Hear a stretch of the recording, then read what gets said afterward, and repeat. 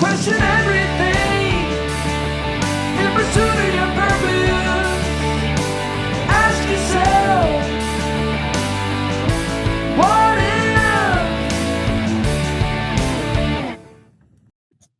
Thank you guys for joining us for another episode of the Pursuit of Purpose podcast. This is our first episode to be shot inside. We're going to call it the Vault of Purpose. I'm Rob. I'm Chuck. And today we have with us Trent Ashby. Trent, not just Trent Ashby. Tell them who you are and what you do. Well, first off, I'm honored to be with y'all today, we're honored to Robert have and you. Chuck, and here in the maiden voyage in the Vault of Purpose. Yes. So a little bit about me. I was born and raised up in East Texas, way out in the country on a dairy farm, a little community called Shake Rag. Oh, wow. That may be the first time I brought that up in this campaign. Shake Rag. I Shake like Rag. that. If you Google Shake Rag or look at it on Apple Maps, you're not going to find it. Oh, wow. It's just a little farming community right on the kind of the edge of Rusk, Cherokee County. Okay. And anyway, so I was born and raised on a dairy farm near, and feel real blessed to have been able to do that. Of course, when you're living through being the only son, one of 4 kids with 3 sisters on a dairy farm, you get to know hard work pretty intimately at a young age. It's at this time, Trent, that we've got to stop the show and pray for you because you had 3 sisters. I have 3 sisters, yes. And that's how you were you were Yes. brought up. Yeah. Exactly. Where do you fall in age? So I'm the second oldest. Okay. Okay. Yeah. Okay. So Yeah. you were somewhat of a trailblazer, but also somewhat of a middle child. Okay. That's right. All right. That's right. That lends itself to the Yeah. personality development. That's Yeah. good. Yes, it And does. what I'm starting to hear is also some of the muscle. Like my son is going to go over there, and although I'm sure your sisters pitched in as they could. Oh, they did. Yeah. They did. But growing up on a farm, you learn work ethic. Indeed. And my parents instilled in me at a young age that appreciation for hard work.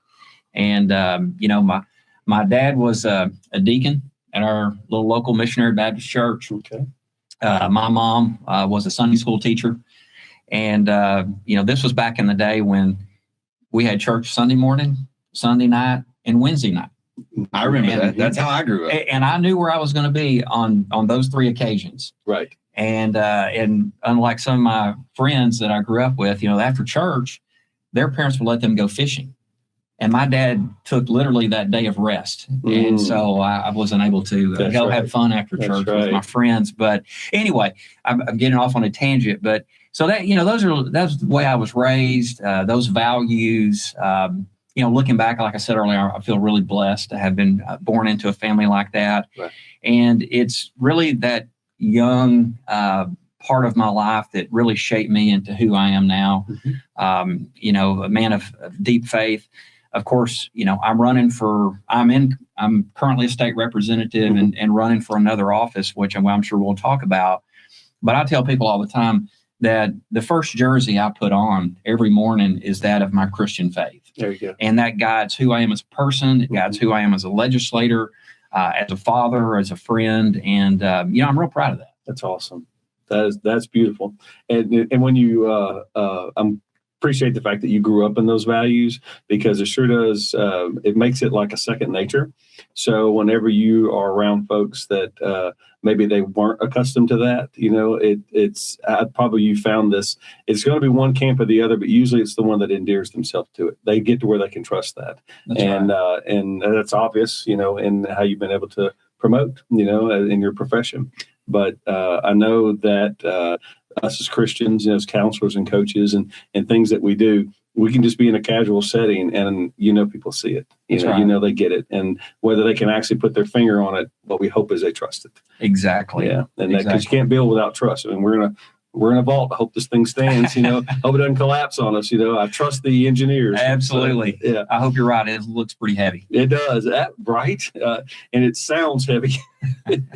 Well, so what was, you and 3 girls, Mm-hmm. you had one before you to kind of help blaze a little bit of a trail, but you're the only boy. So you really had a lot of pressure on you.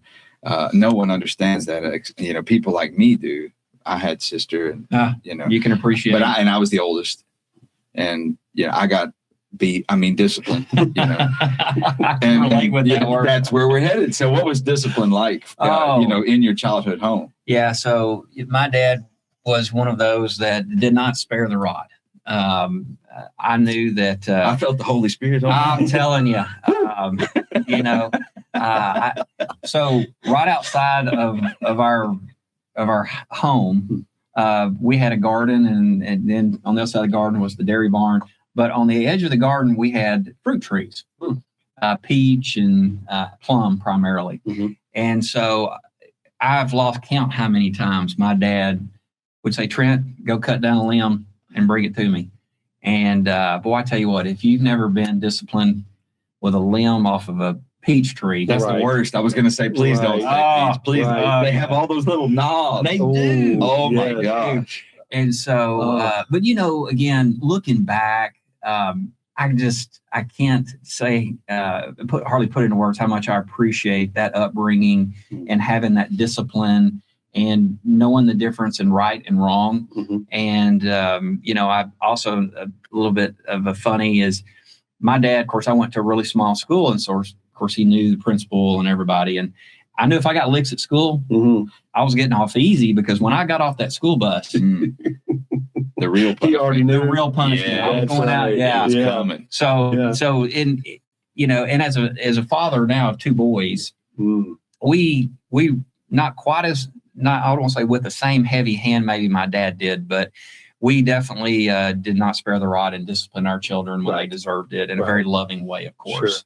Sure. But I think that's so important today for parents to understand the importance of discipline their children in the right way, right, and teaching them the difference between right and wrong. Indeed. And I think that's critical to for humans to understand those characteristics of trust and just living the right way. Indeed. And so anyway, our boys are out of the house now. We're empty nesters. But they're off. We're very proud of them. They're out. Made it.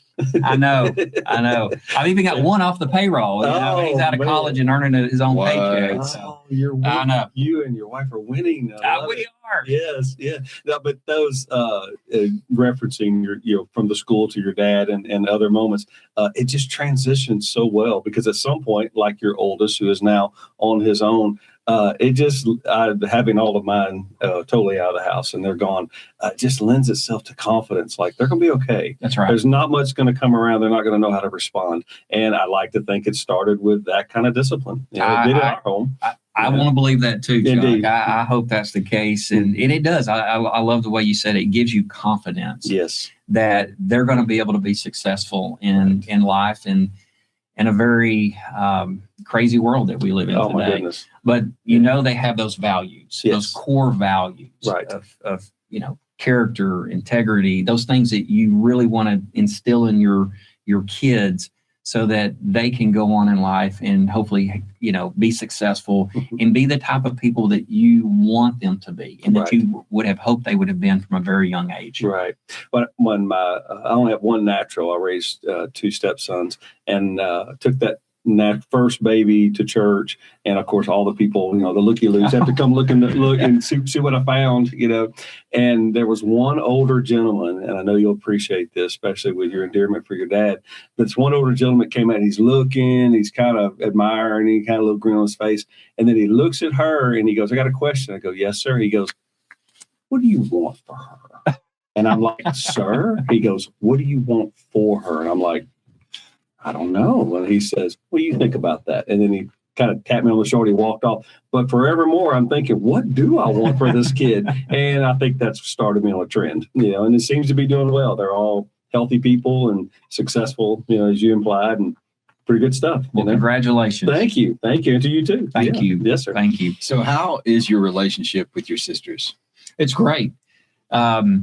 So both my parents have passed. My dad fairly recently, within the last couple of years. And so, when you have a farm, you've got some land. And so between over the years, us buying some and then, of course, inheriting some of those pieces, all of my sisters and I have land right there together.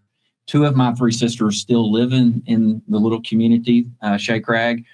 We have a farm there, and then my older sister, she has a place there, but they're looking to move back at some point in the not too distant future, potentially moving back full time. And so we have a great relationship. They're what you would hope your sisters would be, especially seeing the discipline I had to take. They're my biggest fans and supporters, and so we get together, of course, for all the holidays, and it's fun to watch their kids and to grow up. And anyway, but no, I cherish our relationship. So when you were a kid, I don't know. I mean, growing up on a dairy, that's a different life. Most people would never understand that. Most people, would have never experienced it or even close to it.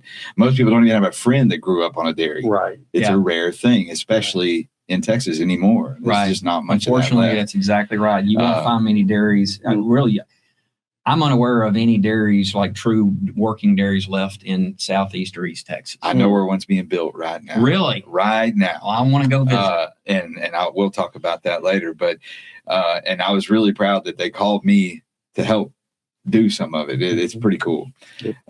So anyway, when you were a kid, growing up the way you did, what did you want to be when you grew up? Like, say when you were 10 years old, 12 years old, what did you think? This is what I want to be when I grow up. Well, I wasn't sure what I wanted to be then, but I knew what I didn't want to be. I knew I wanted to get off the dairy. As your viewers may know, dairy cows, they have to milk twice a day. 365 days a year. Yep. No holidays. There are no holidays or vacations. No. And so, in my entire, first 18 years of my life before I moved away to college, I think I probably took 3 vacations. And during that entire period where we would, get a family member or a neighbor to come and kind of monitor the dairy for 4 or 5 days. And so, of course, my dad wanted to go visit other parts of the country that had dairies. But could take a vacation to go look at somebody else's doing the same thing. Exactly. Yeah. Right. Let's figure out how we could do it better. Right. That's starting to make. So my dad was, he's deceased also. He was a geologist. Now it makes sense why we went to the mountains. So he wanted to go see rocks. I'm like, but you see rocks for a living? Anyway, but that being said, how did your parents, how did your folks get into the dairy industry? Are they first generation or did they just at some point saw that as an opportunity? Or So my dad was a very strong-willed person. And I've been told that my granddad, his father, let me back up. So when my dad was at East Texas State University up in Commerce, now Texas A&M Commerce, where he met my mom, he was working at the dairy. He was on the rodeo team and different things. And he told my mom at the time, he said, I think I want to go into the dairy business. Well, he told his dad that. And his dad, of course, was like, there's no way. There's no way you can make a living in the dairy business. That's crazy. Well, of course, I think that strong-willed character kicked in, and he was like, well, I'm going to show him. Well, at least I've heard this story. Okay. And so anyway. It tells well. Yeah, it does. I believe it. Yeah, absolutely. But what I do know is back in, I think it was 69, he built the barn, built the dairy, bought the cattle, and his goal, as you were referencing earlier, Robert, a lot of the dairy sold out over the years, but his goal was to be the last dairy farm standing in Rusk County. And there used to be a whole bunch, in particular in 3 or 4 counties around that. And he was able to meet his goal and achieve that. And so he was always very proud of that. That's awesome. Yeah. It is. I love to hear stories like that. Yeah, Absolutely. yeah. So I kind of got off on a little bit of a tangent as far as like what did I want to be when I was 10 or 12. But like I said, I knew I did not want to be a dairy farmer. I think at the time I was interested in law enforcement. I know we talked earlier. You are a former police officer, and I was also interested in banking. Okay. And which is ironic because as I sit here today, I work for a community bank. So That's fascinating. That is. here we are. That's right. That is so fascinating. Yeah. So I like the process of elimination. Though. That's awesome. I need to use that in more of my decision making. Yeah. No, I don't want to do that. No, I don't want to. But, we always end up where we're supposed to be. That's exactly right. If we're doing it the right way. So, and there you are. Yeah. Yeah, that's good. Very happy. Good. how did you meet? You're married currently. Correct. 29 years this April. Woo! Yes. Man, congratulations. Thank you. Yes. That's amazing. It is amazing. I'm going to tell you That my something. wife, put up with me for that long. So, I told you how this podcast started. I mentioned my grandfather to you before we started the show. And I always like to brag on him. Mm-hmm. He was married 3 times, never divorced. Now, can you work that out? Wow. He outlived them all. Oh, well, that's what I was thinking. Yes. I'm sure that's traumatic to have to outlive it a is. spouse. Yeah, he went through a lot with that, but Yeah. it's a great testimony that he that's the life he lived. Mm-hmm. And he didn't he didn't go looking for women, like some people, look for they kind of coincidentally, Mm-hmm. their paths aligned and they came together. So how did you meet your wife? This is a great story. So my wife and I both attended Texas A&M University. Okay. And we didn't know each other at the time, but we were in a class our sophomore year, spring semester, Economics 203 to be exact. I still remember. Wow. Which is about macroeconomics. And so anyway, You had a heck of a memory. I'm telling you. So I'm sitting in class with right next to 3 of my best friends in college. And one of them, who may or may not have been a little cocky, was like, I bet I can go out with the best looking girl in this class. Uh-oh. And of course, when you're 20 years old, you're like, Take oh, that, no, man. I'll take that, man. And so we all start looking around, like the classroom. Where's the prettiest girl in class? Well, I look over because we're on the far left side. I look in the far right corner coming in that door. There's this beautiful girl. And striking, actually, and it just took my breath away. And so I watched her, and she went down towards the very front, which tells you a lot about her, who sits on the front in, economics classes. So she goes right up to like the second or third row, sits down, and right behind her is a friend of mine that I knew from San Angelo. Okay. And she sat right next to her. And I thought, There's your end. there's my end. Uh-huh. So I looked over at the guys and I said, all right, you see that girl right there, that brunette? I'm going to ask her out. And they looked at me and they said, there's no way that girl's going out with you. Well, There we all are. right. Here we are. You don't tell me what I can't do. That's right. Game So on. game on. I took the challenge, and afterwards I went up to my friend who was sitting next to her, and I said, "Hey, would you introduce me to, your friend?" And she said, "Trent," she said, "You're country, and she's country club. Like she's from You're outclassed. yeah, she's from Katy, you're from close to Henderson, Wherever you're from. Yeah, she said, that's just not going to work. She didn't know anything about agriculture or whatever. So anyway, long story short, she did introduce us a week or so later, and the rest is history. We hit it off. Our first date was to church, Okay. which she grew up in a church family, but not consistent, and where it was maybe as intense as it was at my household. And so I've always felt that, and my boys are the same way, that God tells you when you meet your soulmate, and what better way to learn and find that out than at church. Indeed. And so we went to church and we went out to eat afterward. And I honestly now, and she's heard me say this, I knew then, I was like, okay, I could spend the rest of my life with this young lady. And so, like I said, 29 years later, 2 boys and a lot of hair being pulled out on her part. That is amazing. We're here.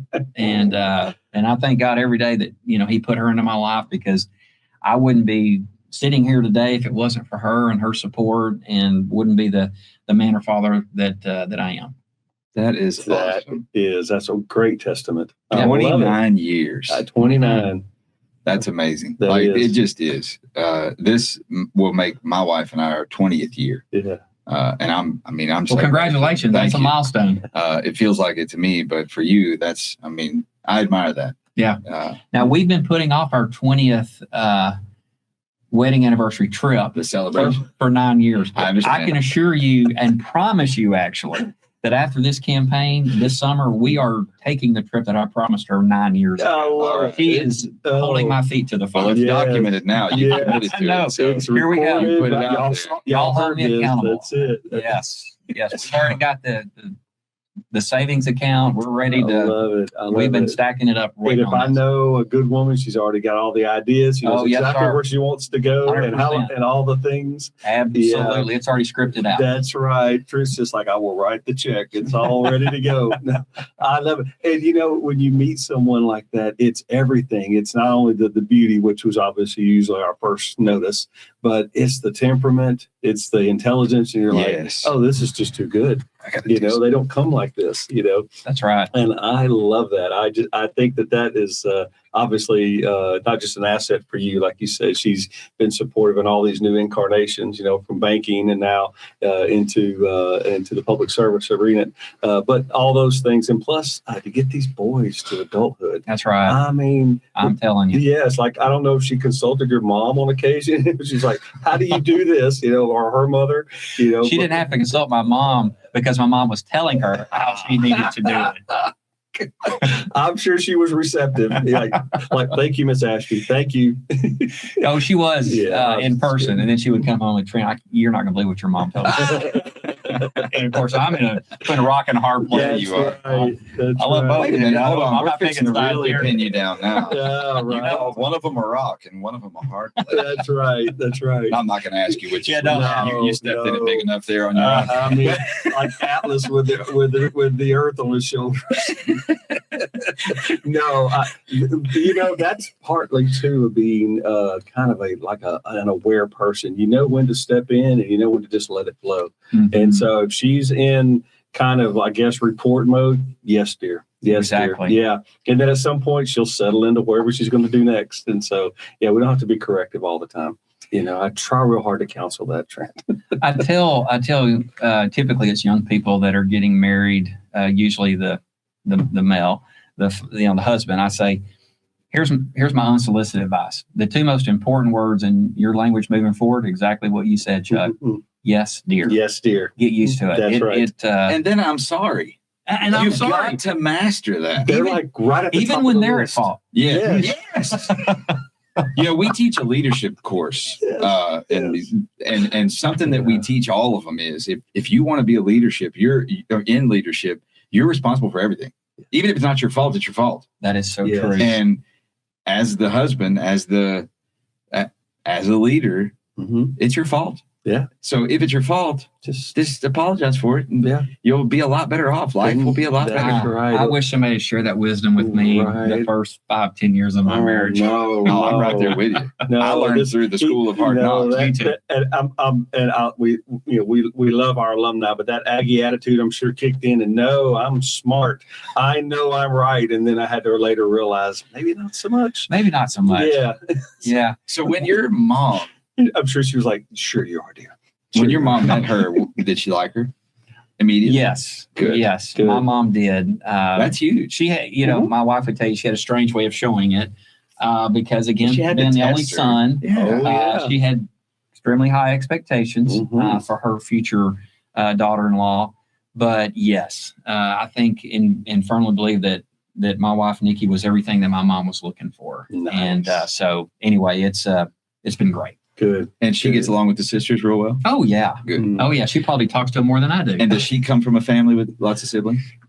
So she only has one sister. Okay. But she does have a sibling. That's important. She does. Absolutely. Yes. So she has an older sister and a lot of sisters in this conversation. There sure are. Yes. But yeah. And they get along great too. Right. That's important. I'm not saying that's a prerequisite, but it didn't hurt her adjustments to get into the family. That's already right. having a sister. No, if she got along well with mom and sister that early on, you're a winner. You got it. You won. Yes. So when you what was your major in college? I was agriculture economics. Okay. Agriculture. That doesn't really go to banking that much. The economics part. Yeah. Well, it's kind of interesting because there's a fair number of ag eco graduates that actually take that to go into banking. Okay. So it's not uncommon for that to happen. I just didn't know at the time that I really was going to go into banking down the road. But yeah, it's a great major. It fit for me because I was on a Houston Livestock Show and Rodeo scholarship Oh, nice. which is how I was really able to go to college. Oh, gotcha. Okay. And of course, you had to be an ag major. Right. You got to have ag in there somewhere. But I thought maybe at some point I might want to go into business for myself or have my own business. And I thought the economic side of that would be really good. And so it was a good kind of a dual major focused on agriculture and then getting that economic side and accounting. There's a lot of accounting in there as well. So when you got out of college, what was your first employment or, business venture? So right out of college, I didn't have a lot of offers. Let me say that. So I was scrambling there a little bit before I graduated, but I was offered a job to go work for a huge company called Cargill. Okay. Which at the time, and it may still be, was the world's largest privately held company. Wow. So they own all these businesses under different names, but you rarely see or hear Cargill. And they were based out of Minnesota. But I got hired to go be what they call a territory manager for ACO Feeds. Okay. So I was basically a sales rep representing ACO to feed stores. Huh. And that was a fun first job because I think everybody can appreciate how tight farmers and ranchers are. Yes. Right. And rightfully so. Indeed. And, trying to go in and, sell or advocate for my brand over other brands when, say, I'm 25 cents higher a sack of feed than theirs. And they're all looking at me like, you could have the best feed in the entire world. Right. But my customers are not going to pay 25 cents more a sack. Right. And so it really, it taught me a lot about negotiating and sales and working with people and also experiencing, disappointment, right? Yes. And I think that's so important. Rejection. Yes. A lot of times, people want to be instantly gratified today. And that's just There's no reward in that, though. That's right. That's right. And so learning it just right out of college, learning about getting the important life takeaways from learning about rejection and failure, it builds you up as a person. Indeed. Because it helps you build your character, right? And how to, overcome that adversity and keep a positive outlook. And so anyway, it was a great first job. But we were at some point glad to move on from that. Yeah. Right. Yeah. But for sure, I mean, after, like you said, after rejecting experience, I still have to get up tomorrow. That's it. And what am I going to tell myself? What's going to be my message? What's going to be my motivation? And it could be, my wife and my family. It could be a host of things, not the least of which is most of us, I'm sure, in this interview, we're competitors. We like to compete, and thus competitors like to win. That's right. Well, and sometimes winning takes, more of a career than an at-bat, but we're going to get there. That's right. And so I love that. Yeah. I like to say it this way.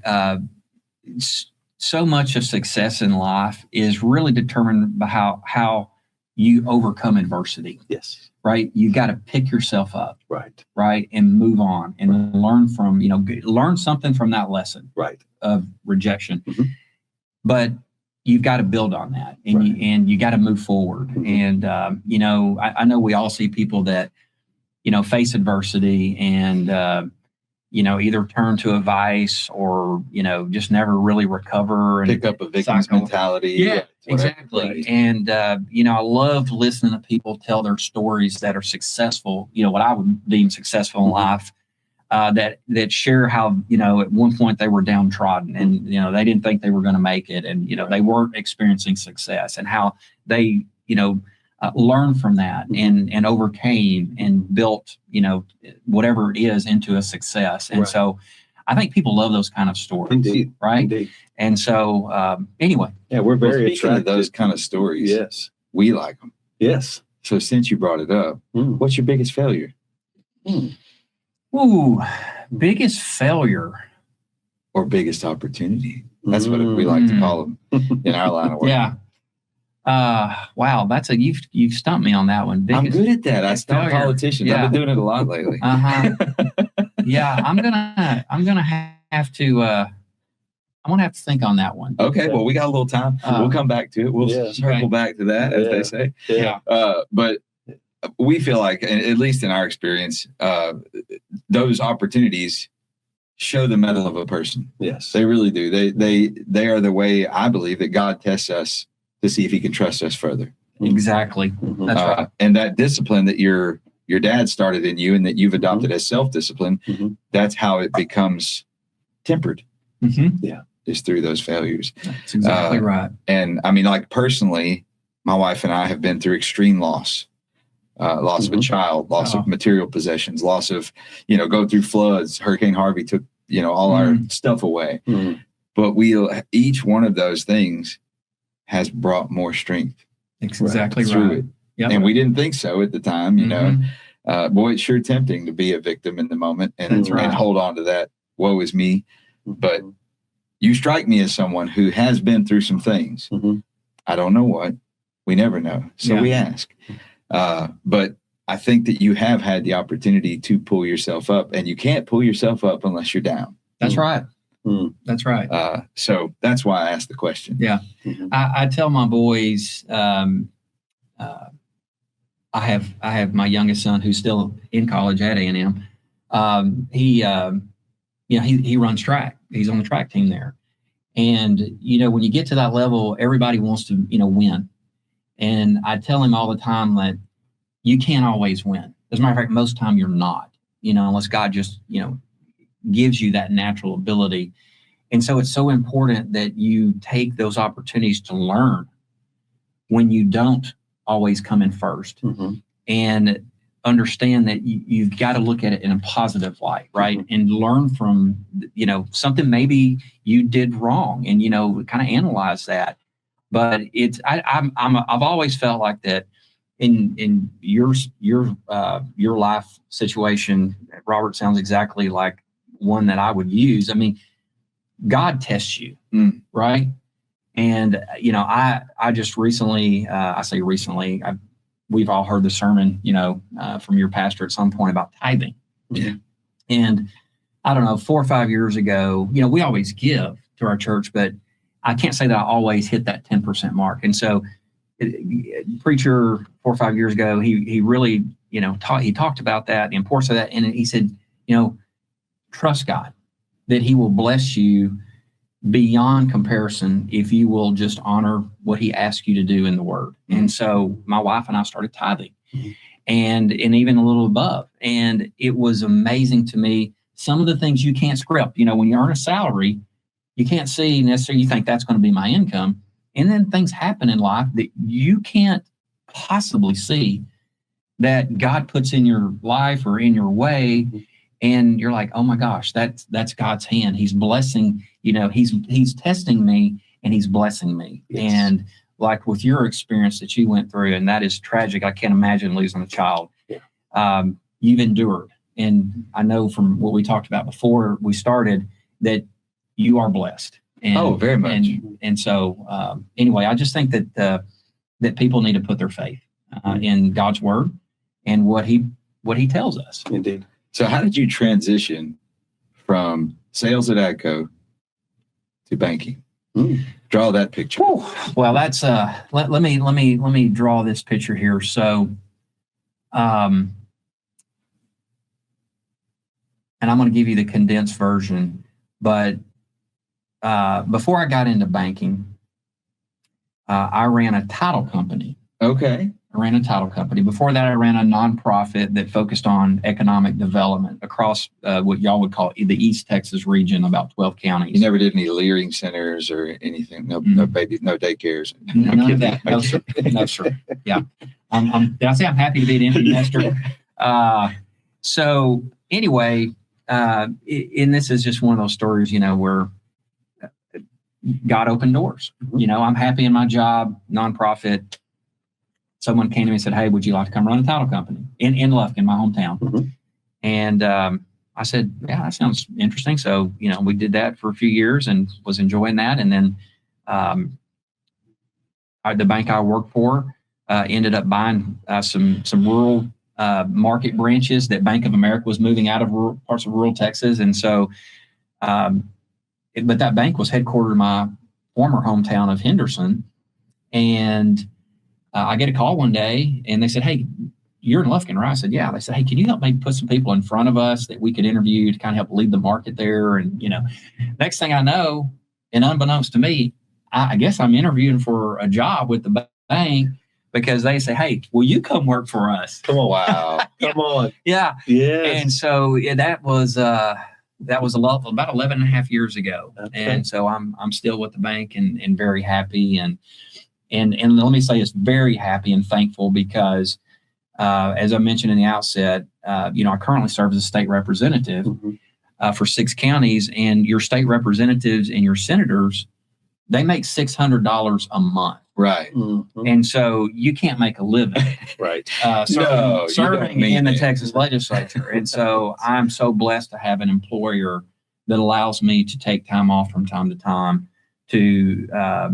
because that really is a full-time job being a legislator. Sure. But take as much time as I need to conduct my state responsibilities. And at the same time, I can continue to work for the bank and do what they expect of me as well. Right. So I'm so blessed in this regard. That perfect attitude. I love it. Well, since you brought that up, what motivated or inspired you to join the legislature? Yeah. Well, like, I hate the question why, because but what on earth? That's Yeah. Well, I've got a very direct answer on this one. So, in 2000, I think it was 5. It could be 6, but I think it was 5. My wife and I, we had we had just had our second child.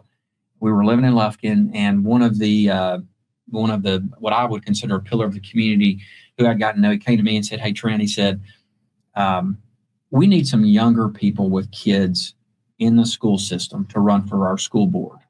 And I think you would be an excellent school board trustee."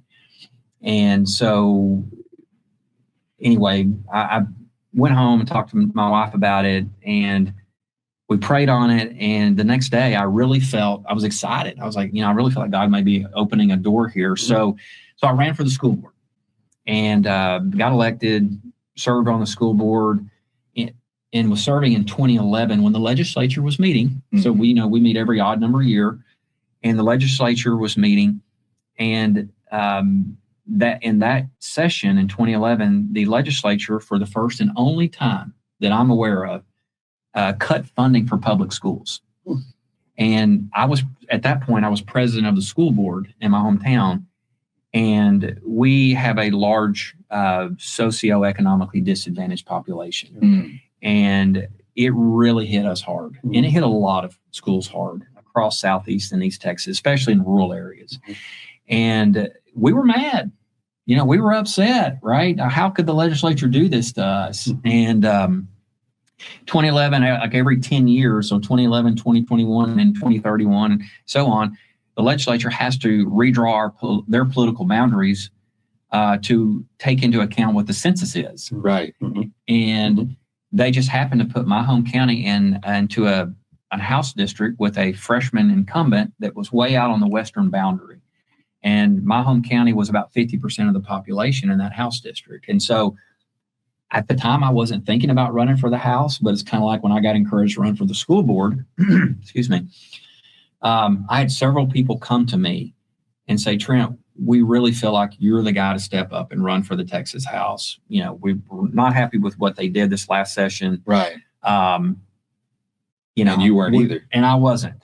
And so anyway, I felt called to do that. Sure. And so did our county judge. Oh.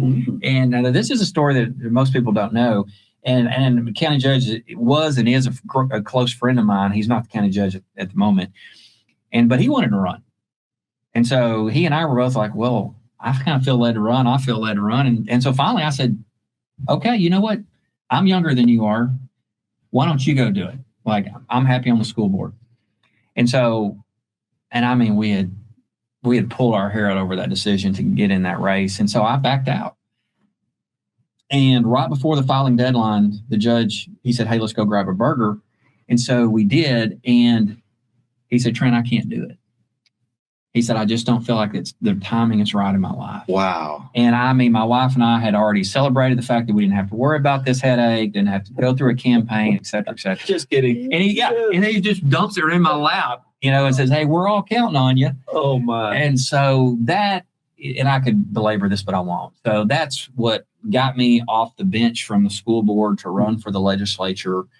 And, again, was blessed to be successful in that first campaign for the House, and have been honored to serve ever since. Indeed. Is it what you expected?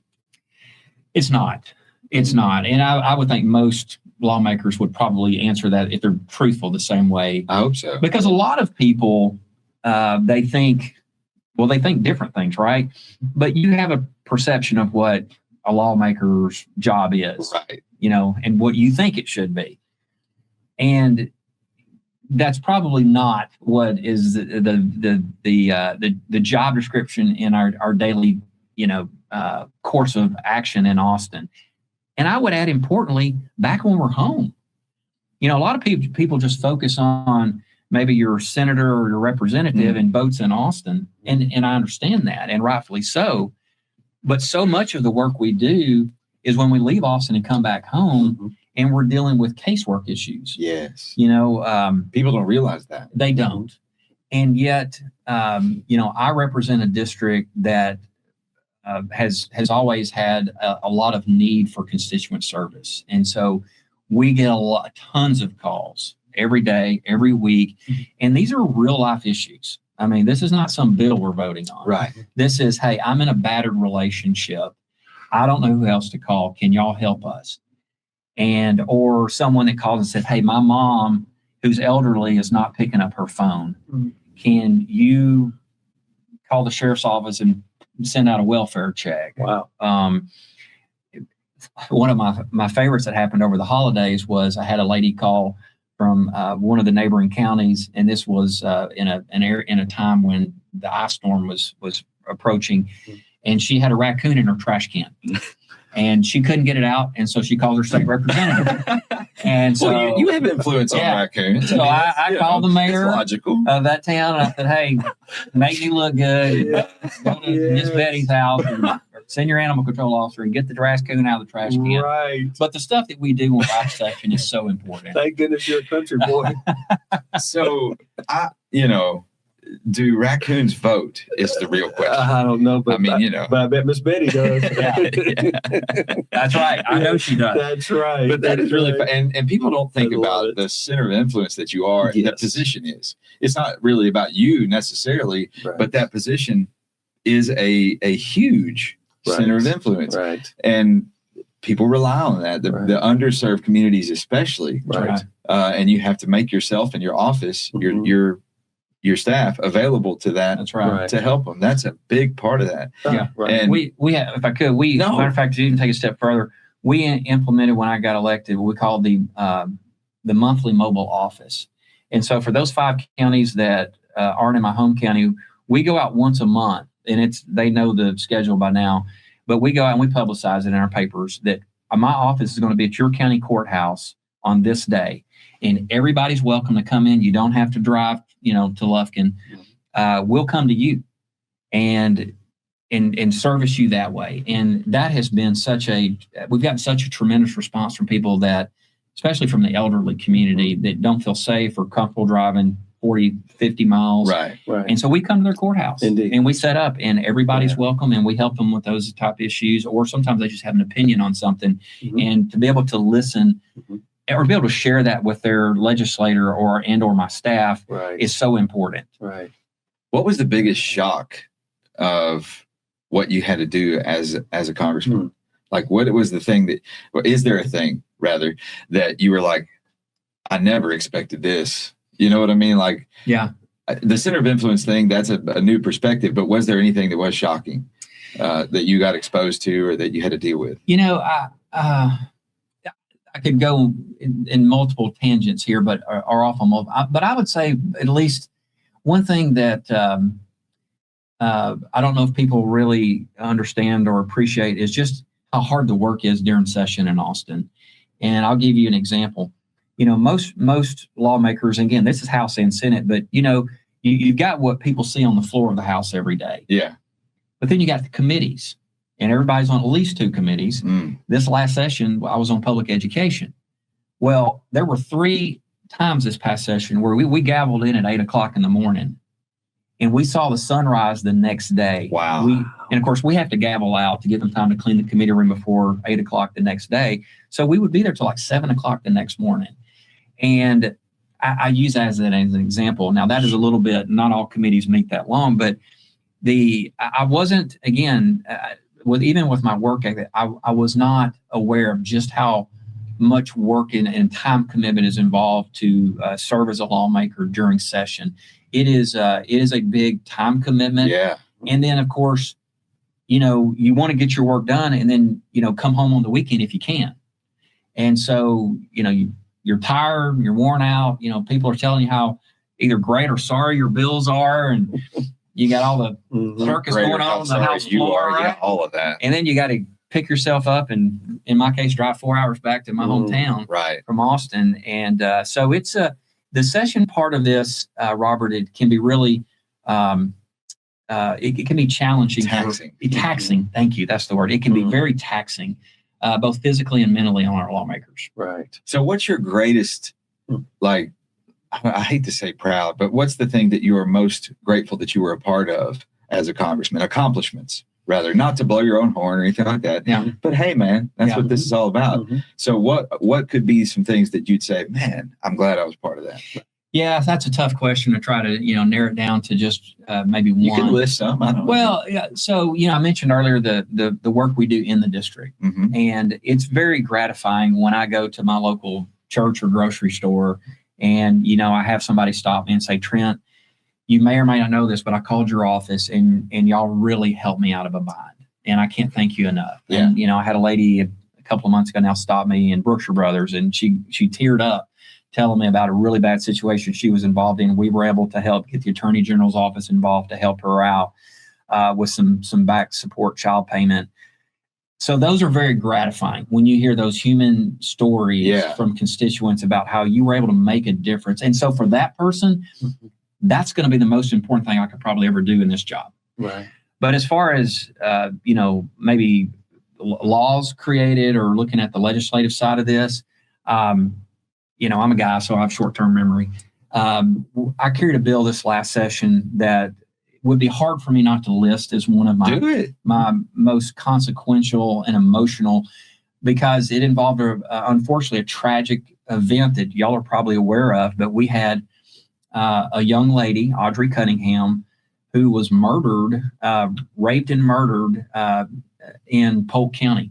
And her body was, I think she was 11 years old, if I recall. Golly. And it made national news. I mean, this was a big deal, just the heinous nature of it. And what we found out is the perpetrator, he was someone that had a record in his past of being involved in what we now would statutorily call child grooming or pedophilia. Right. And yet our laws at that time did not require him to register as a sex offender on our state registry list. Oh. And so what makes it even worse is the couple that allowed him to live on their land, kind of behind their house in a camper, they checked all the sources to make sure that he, and they're fine Christian people. And that's an unusual thing in and of itself, that they did the due diligence to actually Exactly. And they found nothing. And so they had their granddaughter, Wow. Audrey.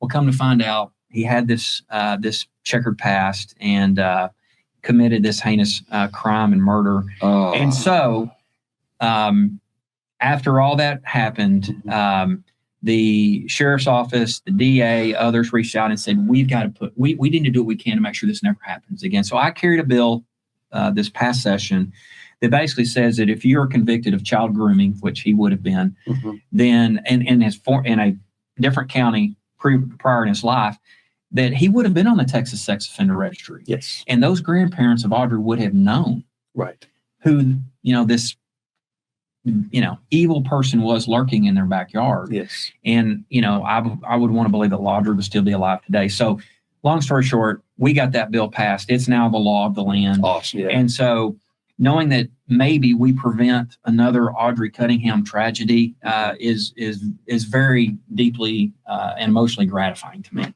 Absolutely. Thank you for sharing that. Yes. That is, Yes. wow. it honors her well. Yes, I know and that we it named honors that the law in family. her honor. Yeah. I made that amendment on the floor to call it the Audrey Cunningham Law, and just got a note from her grandparents recently. And anyway, That's a big deal, man. that was a big deal. Yeah. That is. Well, and good job. And it will affect lives. For sure. Absolutely, You know, absolutely. I mean, Well because families are not going to stop being in somewhat vulnerable areas. They're gonna go to stores. They're gonna go to schools. They're gonna go to activities. They're gonna go to recreations and parks and things. Well, who is there and where are they? And if bills like that, and which are now laws, can help prevent. Man, lives will be affected, and folks may never even know. That's right. But that's kind of how it works. That's it. We have to fill in those gaps. That's right. Because we don't want people to really worry about those things. But I appreciate you and your colleagues. Do worry about those things for the greater good. Absolutely. Yeah, I appreciate that. Well, I put public safety, protecting our citizens, not just the ones I represent, really way up at the top of my list. That's right. As far as well as supporting our law enforcement, our officers that are out there on the street that are working to protect us. I mean, I've always, tried to carry their legislation, support them in whatever way I can. Right. We want to live in a lawful, peaceful society, and we've got to have laws on the book that protect our citizens. And at the same time, people that are willing to raise their hand and say, I want to serve to protect my citizens. Yes, that's right. And of course, our outside of those that put themselves in harm's way, the children and the elderly. I mean, That's it. That's our, we're in that age range. That's our responsibility now. And at whatever level that is, whether it's just, tooling around town doing our thing or, at a higher calling. So I appreciate that. Absolutely. Yeah. So this being the primary season and everything like that, you are now venturing out into an endeavor that's a little broader. A little bit.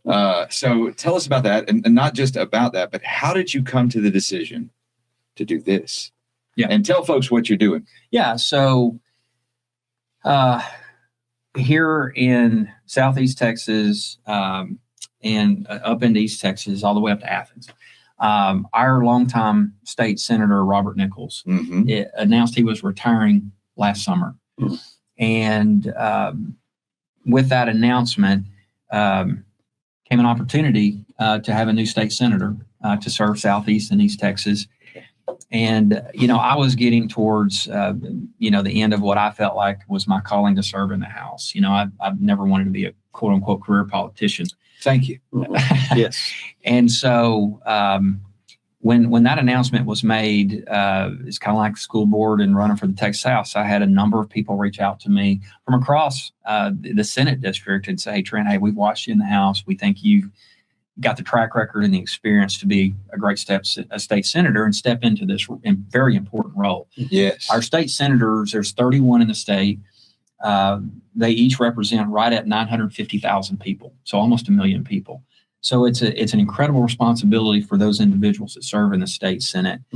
And after having a number of conversations with people to gauge interest and support, and of course, most importantly, spending some time on my knees and feeling like the good Lord was leading me down this path, I made the decision or the announcement that I was going to run for the state Senate. So that's what I'm doing today. I'm a candidate for the state Senate. I'm sure, like probably all your viewers, will be so glad when this election is over. Not just this election, but the whole political season. Yeah. So the good news is we're within 2 weeks now of March 3rd of the election day, and so we're nearing the end, the finish line. And I'm really excited about that. Excited about the opportunity. Of course, this has been I jumped in I think it was the last week of June. So, going on, 8 months now on the campaign trail. There's 18 counties, if I didn't say that earlier, in this Senate district. Right. And so it's, trying to have a presence in 18 counties is challenging. Let me tell you. I'm sure. Representing 6 of the 18 counties currently, I thought, well, it can't be that hard to go from 6 to 18. Boy, was I wrong. Triple the size. So imagine if you go from this to the next, if you go to the U.S. No, sir. That's, oh my goodness. I have no desire to ever run for anything in Washington. Well, you mentioned it as it's a populist, so they got and that's the reason that I'm sure folks do understand that. I mean, if you get to Houston, they don't have to travel as far, but in East Texas, you have to. that's a lot of people who are spread out. But they're salt of the earth. They want their they like their semi-rural living, and those sorts of things. And of course, your background kind of is akin to that, so that should make you very attractive to them as a representative. But it sure does make for a lot of travel, I'm sure. It does. Yeah. We're living on the road. As a matter of fact, we're here for a couple of nights in Beaumont and Jefferson, and we're not just in Jefferson County, but we're in Southeast Texas for a couple, 3 days this week. And it makes for a lot of travel and some long days. Yes. But I will tell you, it's been really gratifying to me. You talk about salt of the earth people, and that is so on the mark. That's right. The commonality amongst the people in this district is really striking to me.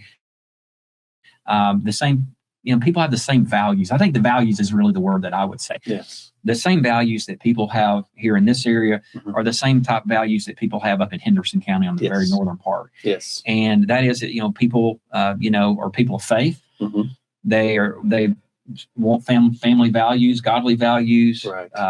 Personal responsibility. Right. I can run down the list, but at the end of the day, there's just a lot of kindred spirit amongst this constituency here in this district. Right. And, having grown up in the Bible Belt, I can really appreciate the value system that they expect out of their lawmakers. That's right. And, that is, of course, one of the things I'm offering with my candidacy.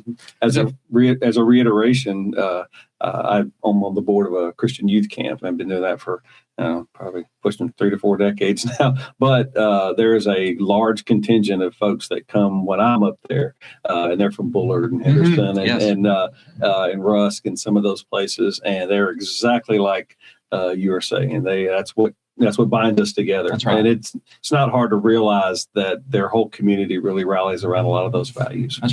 That's good. Something I find fascinating is that, and I'm sure you've gotten the correlation, but you honor your parents well, you honor your dad well, and the discipline that he put into you with the progress of your life from one stage to the next, and building on those stages, subsequently.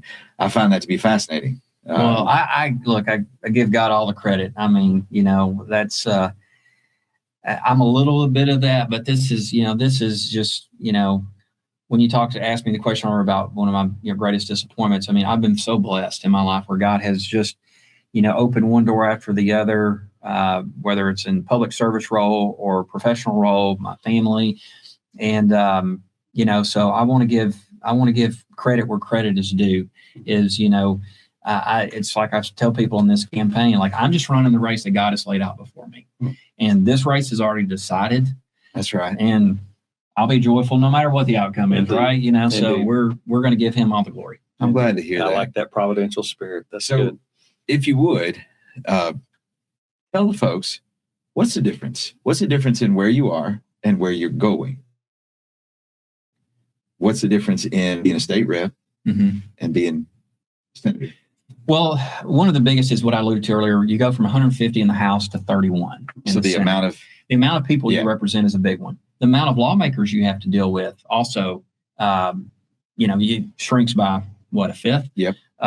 So it's that's a big part of it. Now the Senate also, another major contrast is the House implements and adopts their rules that govern how they operate.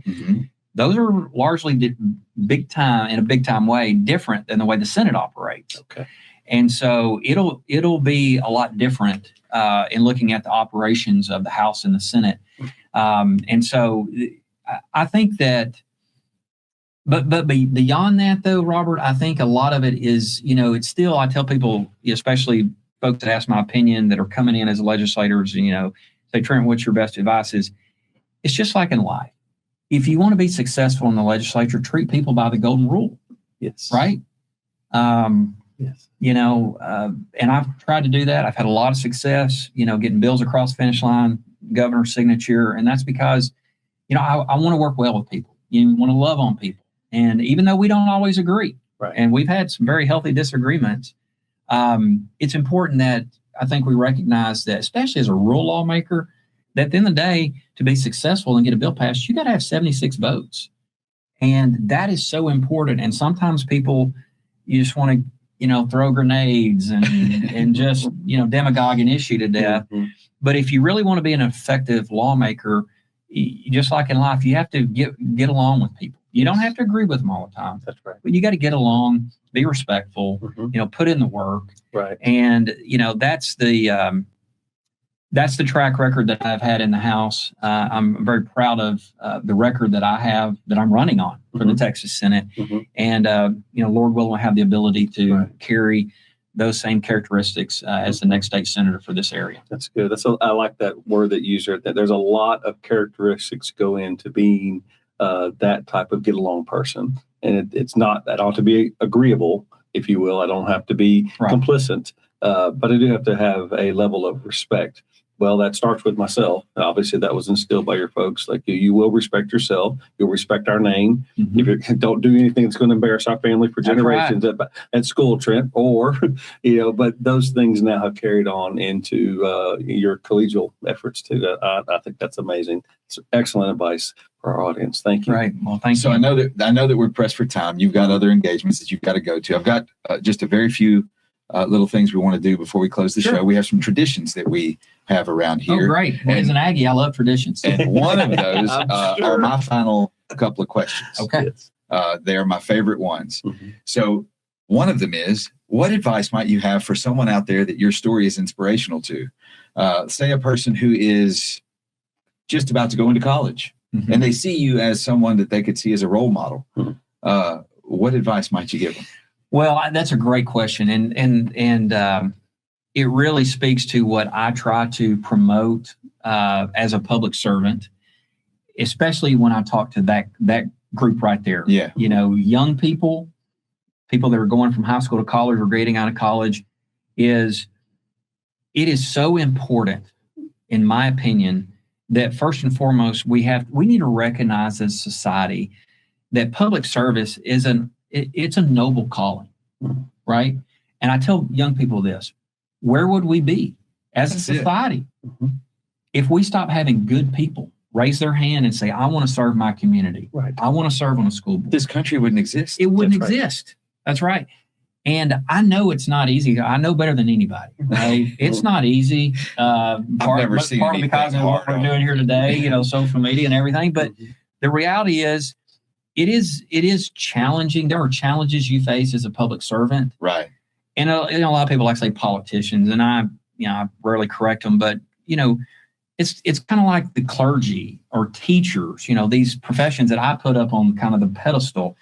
We've got to, we as a society, we as a community, we as a county, we as a state, as a country, we've got to have people that are good people, right? That heart is in the right place, that want to help people, want to serve because God has called them to do so, that will raise their hand and say, I'm here. Send me. Send me. Mhm. Exactly. So that is what I would use to inspire folks that want to get into public service, is to know that one, it is a noble calling. Mhm. And if you don't step up and do it, then who will? That's it. Somebody who's not noble. Maybe. Yes. Possibly. So thank you for that. Yes. That's good. I love it. So Me too. the follow-up question to that is, if you could go back in time and speak to your younger self before you got into college, let's say about 17 years old, and you could whisper some profound advice, give yourself some wisdom, what would you say in your own ear? Well, the first thing that I would say, if we're talking about that era of my life, is don't, let me rephrase, is actually go to class and listen to your professors and study your first two semesters of college. You mean don't just girl watch? Yeah. Although it worked out well. Coming off the dairy, I was ready to, have some fun and experience life my Of first course. year in college. And after that first semester or two, I kind of got that mom in my ear saying, if you want to go back, if you want them to allow you to come back, you're going to have to get your grades up. Yeah. And so that would be the first thing I would tell myself, is actually focus on academics. Mm. And I've told my boys this because I tell my boys what I just told you. When they started college, I said, if you will just work your first year in college, that way you're not having to dig yourself out academically and trying to get a GPA up. Right. You can coast almost your last 3 years because the courses get easier. You're Mhm. kind of getting out of the weed out course. Anyway, Mhm. long story Mhm. short, Mhm. they listened and Good. and were able to do much better academically than their old man. Well, I think that's great. That's profound. I do too. I have a couple of things we're gonna present to you from the show. But Chuck, is there anything that you want to finish with? Just compliments, if I may, and not to be flattery, but really, I believe that you embody what I'm about to share. And the first thing is I like your idea of giving. You talked about tithing, but in more than just the monetary ways. I know you give time and energy and lots of things. And there's a phrase I often use when I'm trying to help people realize the power of giving. If you need to create a void that only the Creator can fill. There's no other way to do it. You got to look at the resources you have, whether that's money, time, energy, intellect, and you share it at no cost. Just give it away. Give it away to a conversation, kind of like what we're doing here. And we trust that God will give the increase. But the other word you used was the word test. And I like that word test because when we're put to the test is like studying in school, like you mentioned. That means there's data in there that has to come out. So that means there's characteristics in here that has to be drawn out. That's right. And so I have to be vulnerable, put myself in a testing situation. And even if it's a challenging conversation, I have to trust that I've been put in here for a reason. Now let's just see what's going to come out. That's right. God has faith in me that something good's going to come out. And I believe that you reiterated those points well today. So thank you for being our guest. I love that. I love that. Good. Thank you. Well, Thank you, yes, Chuck. sir. I And appreciate it. It's an honor to be with y'all today. Likewise. So, as some parting gifts, I would like for you, and not in a punishment way, you're going to get to reach over to our money tree and pick your own fruit. So just grab the fruit of one the of money those. tree. Yes. I've never seen a money tree. Well, in our vault of purpose, say you have them. I don't know. this was originally meant to house money. So Oh my goodness. we just thought it only appropriate. I love this. $2 bill. You don't see these every day. That's right. So Well, there thank you go. you, That is guys. one of your souvenirs. Now, you mentioned something earlier that is a critical part of our practice, of our show, of our lives. And you mentioned that you inculcate that in your life, and that is the golden rule. Yes. So you didn't know about this and you didn't expect this. That happened extemporaneously. And I love it because it draws together with this. This is your other gift. I'm going to give you this. And I'm going to let you open it and find out what's inside. All right. This is how we'll close the show. And then when you finish that, I'd like you to open it. And Do I have to read something because I don't have my reading glasses? you don't have to read it. I'll just tell Oh you. my goodness. You can actually this quote it is- because you already have. This is you are now inducted into the Golden Rule Club. Oh, wow. This- the Golden Rule Club. This is a custom-made Golden Rule marble. And I won't punish you because that's really small That's print. really small font. I'll tell you this. You can have him read it to you. But this is your Golden Rule marble. And and wrapped around that marble is the Golden Rule. Oh, I see that. I see the Yes. inscription. There And the you go. challenge is that you'll carry it with you as you build from this moment forward, and that you'll embody that golden rule in every endeavor that you undertake. And the finish of the golden rule is the most important part, and that's described in that piece of paper. And this is something we don't talk about a lot. The golden rule is do unto others As you would have them do unto you. but there's an implied part of it. There's a clause. It's a contract. And that's if the roles were reversed. The golden rule is intended to impart empathy Yes. on the human race. So that's what your little paper, Well, thank you all. that's what it Yes, says. sir. I So appreciate this so much. Thank welcome you. to the club. Well, Thank you. Now, as we close the show, we normally have a way that we sign off, but we're going to do it a little different today. Thank you guys for joining us. Yes. I'm Rob. I'm Chuck. And today we've had with us, I'm going to let you tell them who you are, tell them what you're doing, your platform, and you sign off the show. Oh, wow. You're going to let me sign You're off? it. Yes, sir.